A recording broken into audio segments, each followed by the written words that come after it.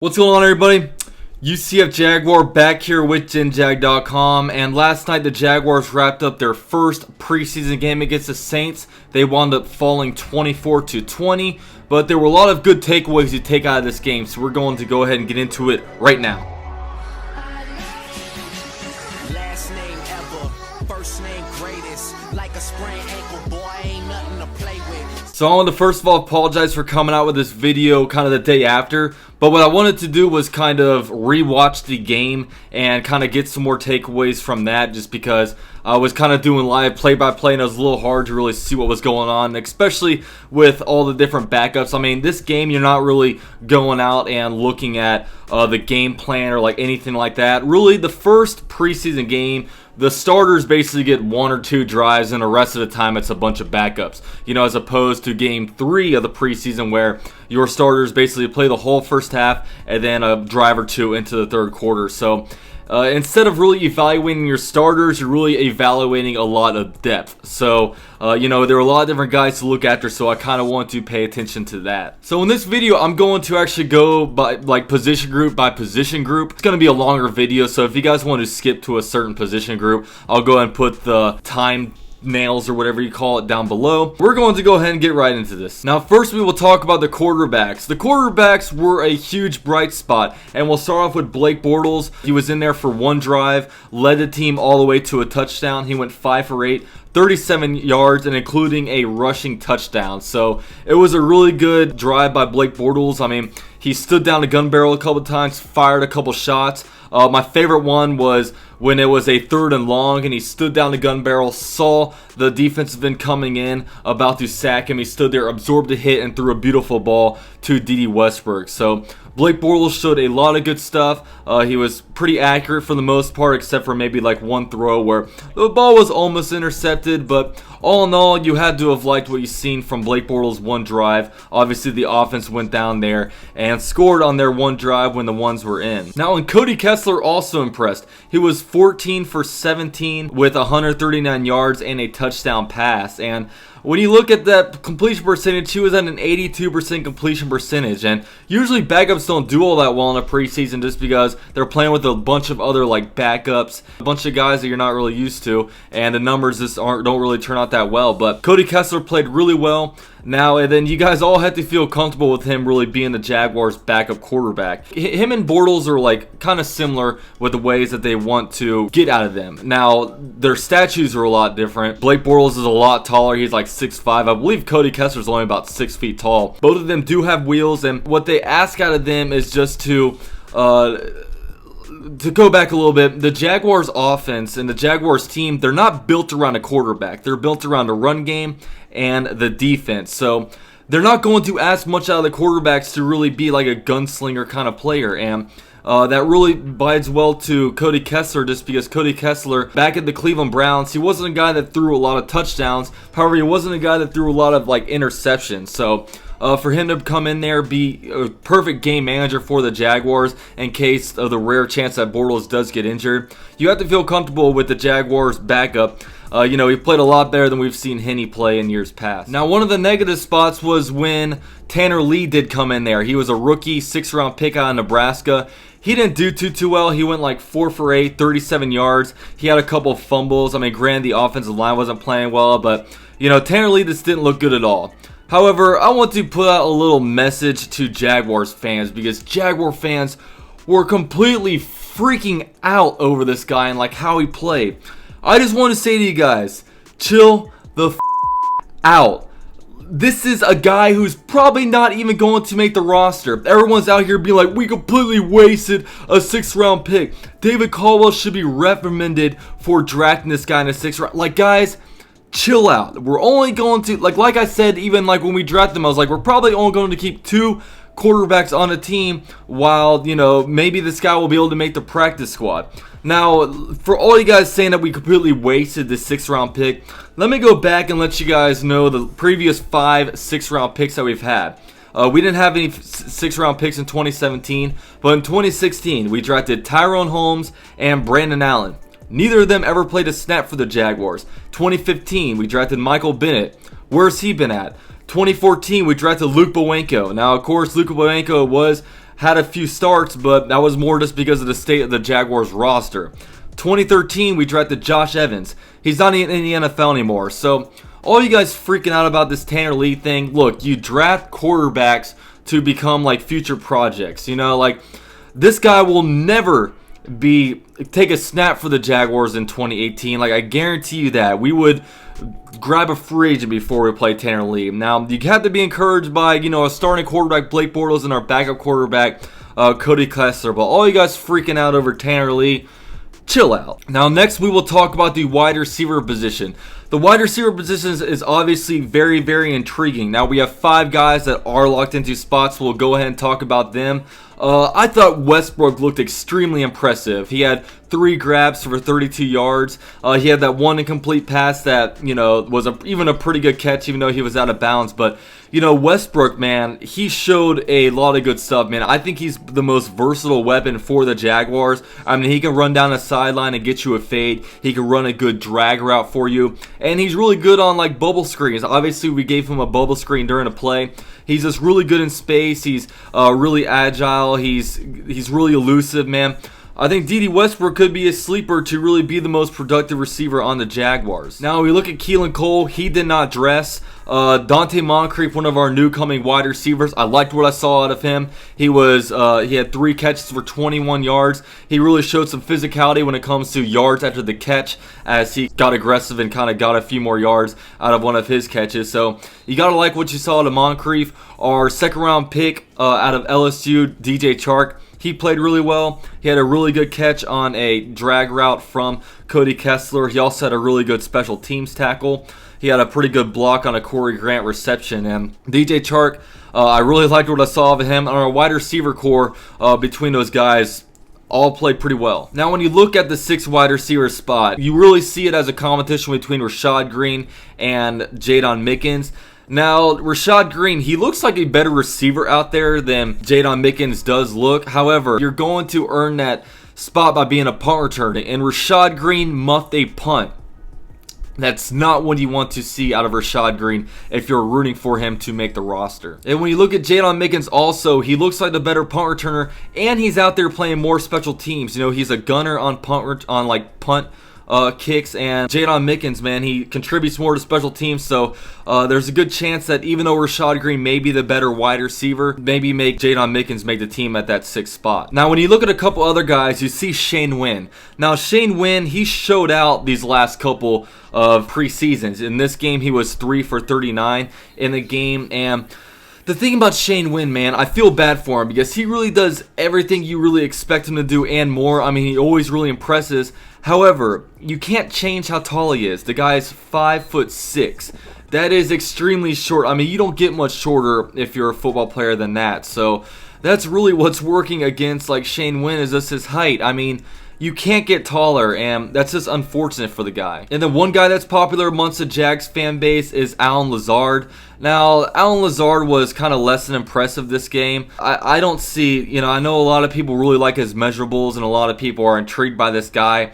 However, I don't see any way that Allen Lazard will be able to make the team. I see him as more of a practice squad candidate. Now let's move on to the running backs. I thought all our running backs played well. Leonard Fournette was in there one drive. He had 5 carries for 27 yards, averaged over 5 yards per carry.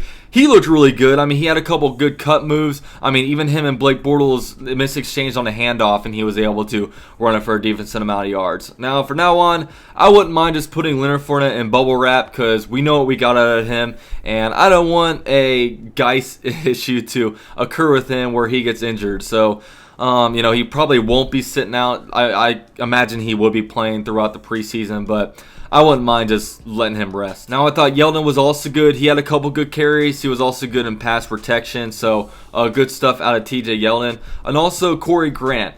While he didn't do much when it comes to rushing the ball, he had 8 rushes for 6 yards. So, not very good numbers there. He was very good in the pass game. 3 receptions for 39 yards. So, they're going Corey Grant's probably going to get a lot of work in the preseason just because I expect him to get a lot better of a workload than he has in years past. I mean, he's proven that he's able to do it.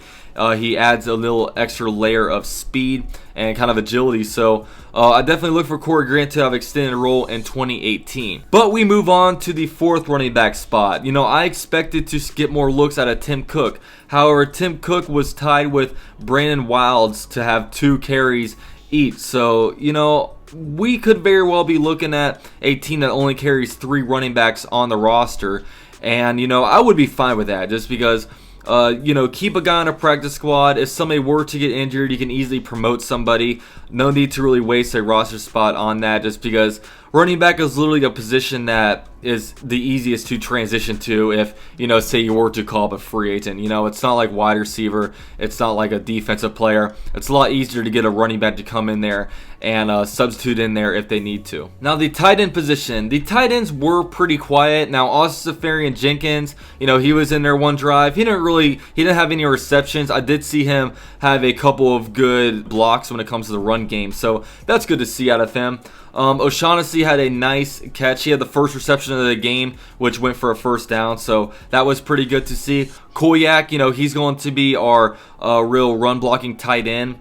He had a couple of good blocks in the run game, too. Niles Paul went into the mix. And one guy that we kind of saw emerge in this game that I didn't know of before this game was Scott Orndorff. He had 2 receptions for 16 yards. He had a touchdown that game, which was really impressive the way he was able to juke and go the other way for a touchdown. Now, I think the Jaguars most likely going to keep 4 tight ends on the roster just because we do go out there and run a lot of 2 tight end sets, and we do run a lot of power run plays. So it'll be interesting to see kind of how this shakes off. I wouldn't expect Scott Orndorff to make the roster. I would expect those, Austin Seferian-Jenkins, James O'Shaughnessy, Ben Koyak, Niles Paul to make the team at those 4 spots. But Scott Orndorff, good candidate for the practice squad. But, we'll see how he plays during the preseason, and, maybe he'll be able to elevate himself to make the roster. Now, at the offensive line, we had Jeremy Parnell and Andrew Norwell out due to kind of minor injuries. They just didn't play. They were kind of holding them out for precautionary injuries.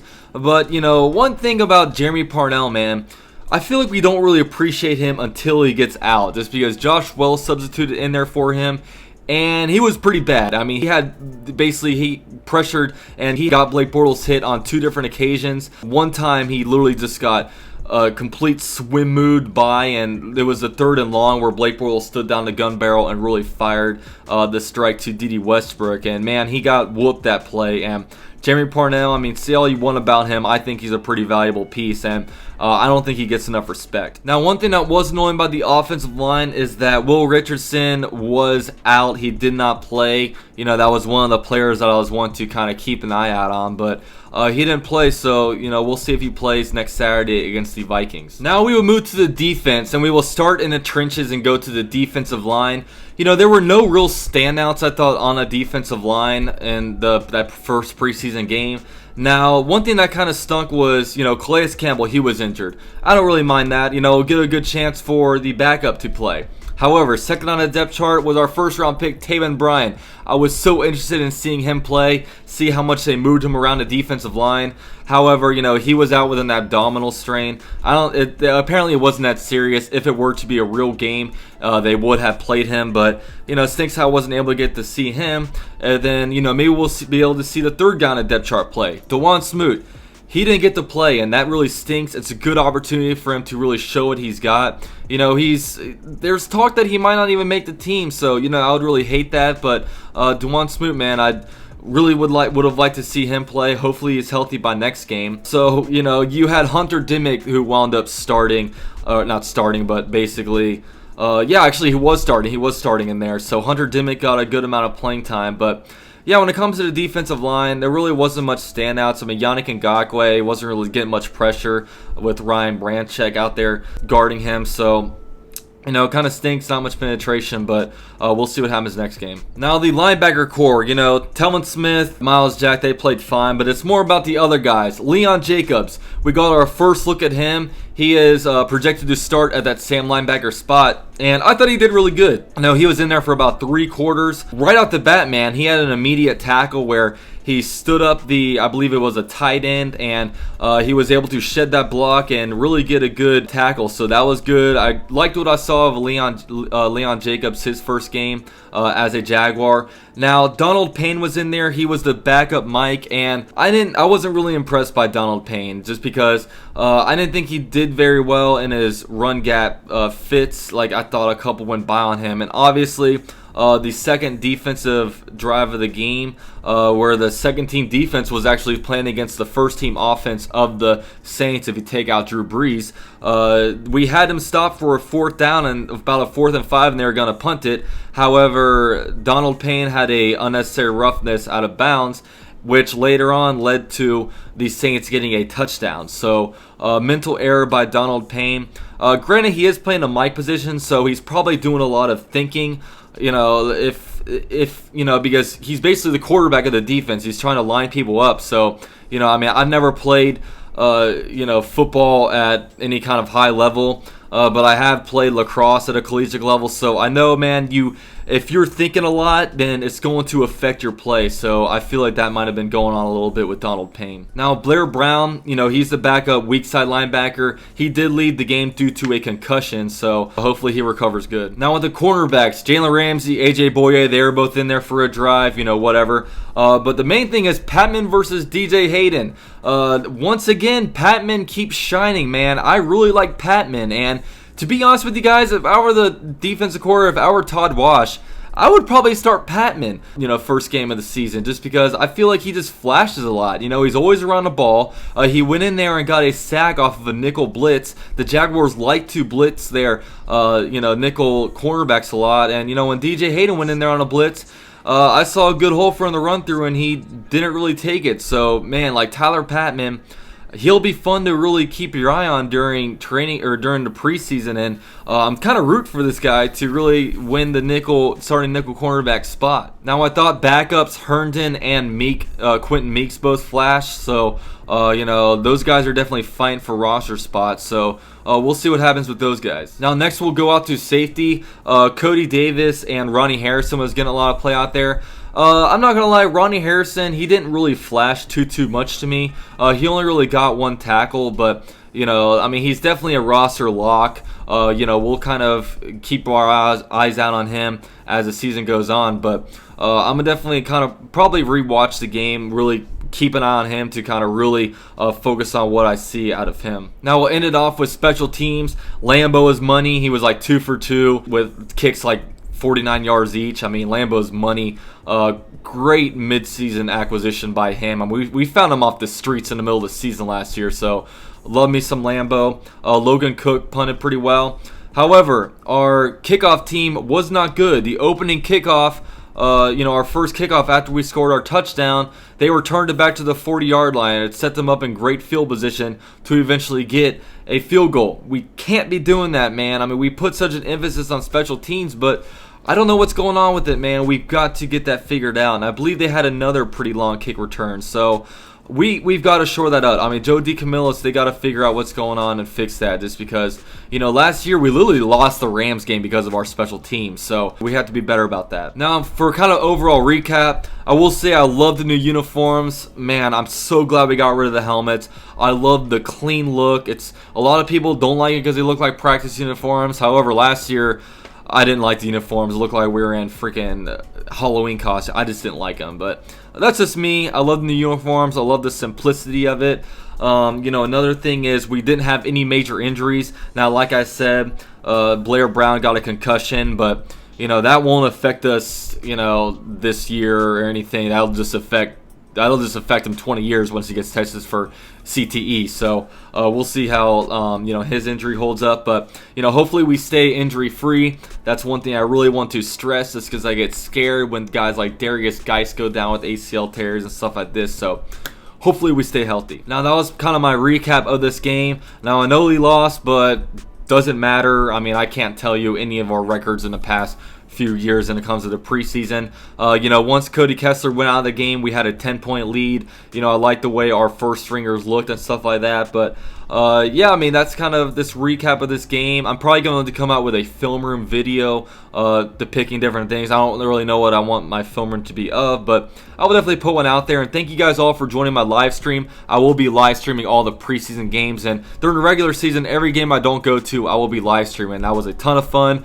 A lot of Saints fans came in there. I know I get a lot of new Saints subscribers, so shout out to you guys. But yeah, I mean, thanks to everyone who joined, man. And preseason is off and running, so I'm very, very excited to get this show on the road. But our next game is next Saturday, August 18th. At Minnesota. We're actually going to be hosting some, or going there and doing some joint training camp practices. So the show is off and running. But yeah, man, thank you guys all for watching the video. I'm UCF Jaguar with GenJag.com, and I'm out.